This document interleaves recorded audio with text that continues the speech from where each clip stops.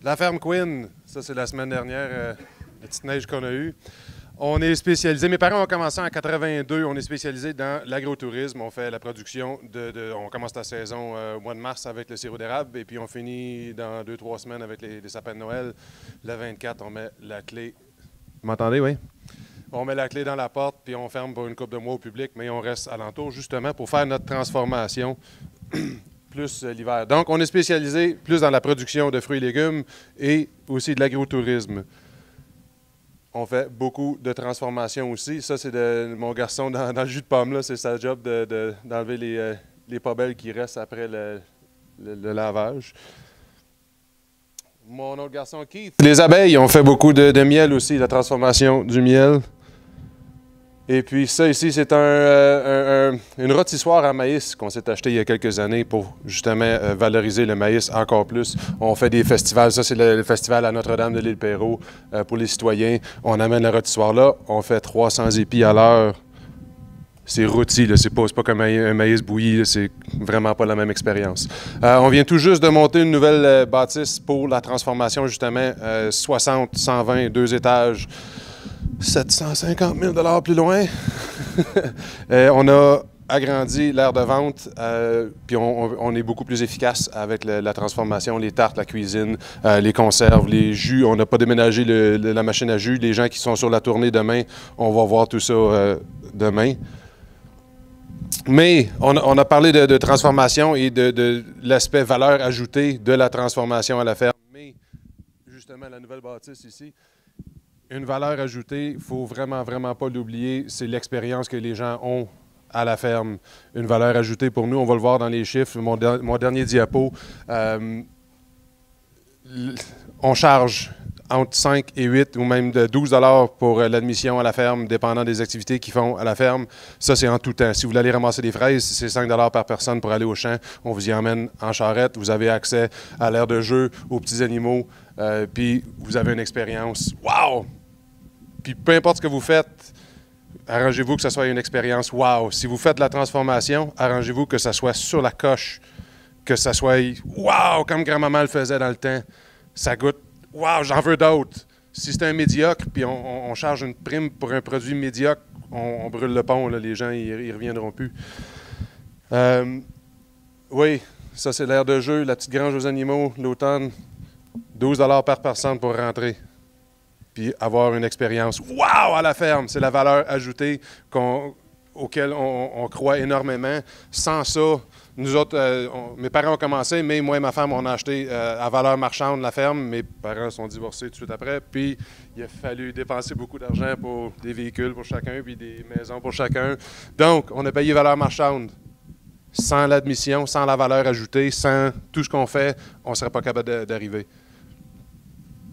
On est collé, pour les gens qui ne savent pas, on est à l'Île-Perrot, collé sur l'île de Montréal. On est à 45 minutes d'ici, dans le trafic. Les randonnées en charrette, ça fait partie du fun. Ça, c'est l'autocueillette de citrouilles cet automne. On a planté 10 hectares de courges et citrouilles, tout vendu à la ferme. Les gens viennent les cueillir eux-mêmes ou vendus à la boutique.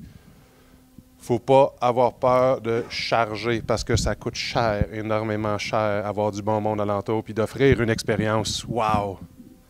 Il ne faut pas avoir peur de charger la valeur marchande. Dans notre entrevue, une petite entrevue préliminaire il y a quelques jours, j'expliquais comme de quoi que ça m'enrage de voir des troisième, quatrième génération que on n'a pas bien de paiement à faire, puis j'ai quasiment peur de charger trop cher, puis c'est correct à ce prix-là.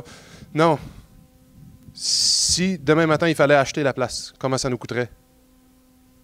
On rajoute ça à notre prix, puis ça fait partie de notre cost. C'est bien, bien, bien important parce que pour les gens qui commencent, il y a beaucoup d'entre vous qui commencent, sont nouveaux dans le domaine, ils ne peuvent pas se permettre de vendre ça au prix de grand-maman, grand-papa, ça fait des dizaines d'années qui font ça, ou des vingtaines, trentaines d'années. Ça coûte cher, il faut charger la valeur marchande. Vous pouvez voir les prix ici, c'est cher. On va chercher the cream of the crop, en fait, de clientèle. Donc, un petit breakdown de nos revenus. Cette année, ça va tourner à l'entour de 1,7, 1,8 millions. Donc, vous pouvez regarder, voir le breakdown. On va y aller à l'envers. L'autocueillette, c'est toujours le plus gros pour nous autres, suivi par l'admission. Boom! Wow! Ça, c'est le dollar par personne pour venir avoir une expérience extraordinaire. Les pâtisseries, bakery, ça, c'est toutes les... y a-t-il les preserves aussi là-dedans? Oui, en haut, preserves. On a séparé conserve et la boulangerie, c'est séparé. Ça, c'est tous nos produits qui sont transformés. Donc, on va chercher 12,5 %, quelque chose de même. Ça, c'est à part du jus de pomme aussi qui est transformé. Culture détail, ça, c'est nos produits qui sont vendus au comptoir à la boutique. Ensuite, les groupes, que ce soit les groupes d'école ou les groupes de fête ou les groupes corporatifs qui viennent à la ferme. Les repas qui sont servis à la ferme. On a engagé une chef exécutif pour faire la transformation de tous nos produits moches. On expliquait il y a quelques jours aussi comme de quoi qu'on donnait beaucoup de produits aux banques alimentaires. Puis là, il faut se forcer pour en ramasser pour les banques alimentaires à cette heure parce que tous nos produits sont écoulés, soit dans la transformation ou par notre chef, encore une fois, dans la transformation, que ce soit des pizzas, des lasagnes, des soupes. Vous allez voir demain dans le congélateur une belle sélection de produits venant de notre chef.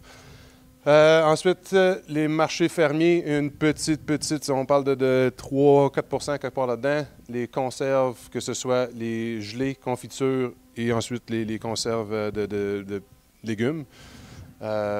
Et puis le jus de pomme. Le jus de pomme, c'est le fun, le jus. C'est le fun de prendre un produit qui vaut rien puis de le transformer d'un beau produit qu'on va vendre 4,5 pour le 2 litres. Puis un autre produit, wow! Extraordinaire. On avait une petite vidéo aussi à vous montrer. Je ne sais pas si tu peux nous sortir ça. Juste pour vous montrer l'expérience que les gens peuvent avoir à la ferme. Les drones, c'était écœurant, les drones. Ah ouais.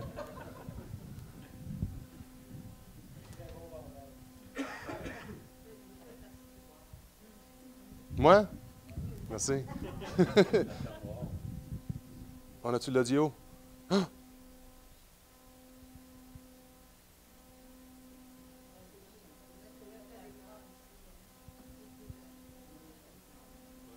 Ça, c'est l'Action de grâce cette année, la deuxième fin de semaine du mois d'octobre.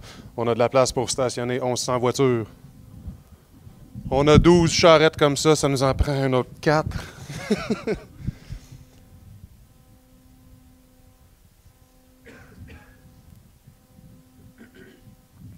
Non, c'est juste de la musique.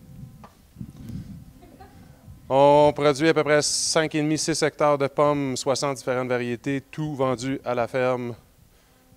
La plupart à l'autocueillette. On fait beaucoup de transformations. On se trouve maintenant à acheter beaucoup de pommes pour la transformation parce qu'on ne fournit plus.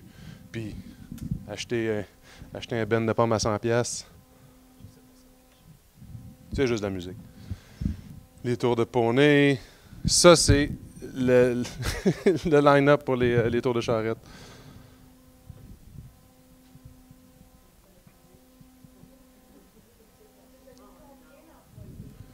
On est à peu près une vingtaine à temps plein, puis dans le gros de la saison, on monte à 70-75.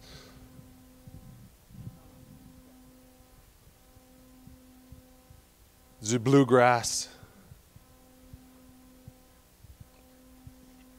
L'aire de jeu pour les enfants, c'est tout authentique.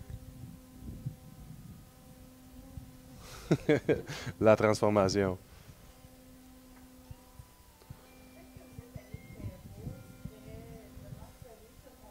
Oui. Je dirais oui. On est très chanceux d'être collé sur Montréal, mais notre budget de promotion est moins d'1% du gross, des revenus bruts. Ça inclut tous les uniformes pour toute l'équipe au complet et le très peu de publicité qu'on va faire. C'est vraiment important d'offrir une expérience wow pour avoir le bouche à l'oreille, pour que les gens reviennent à tous les fois et qu'ils en parlent à leurs amis. Puis dès que la roue tourne, dès qu'on est capable d'offrir ça, vous allez voir les gens, ils viennent à la porte, on n'a pas besoin de dépenser. Dans les premiers 5 ans, je suis d'accord, on peut aller jusqu'à 10% des revenus dépensés en publicité. Ça, c'est les cas extrêmes. En dedans de 5 ans, il faut qu'on soit descendu à 1%, absolument.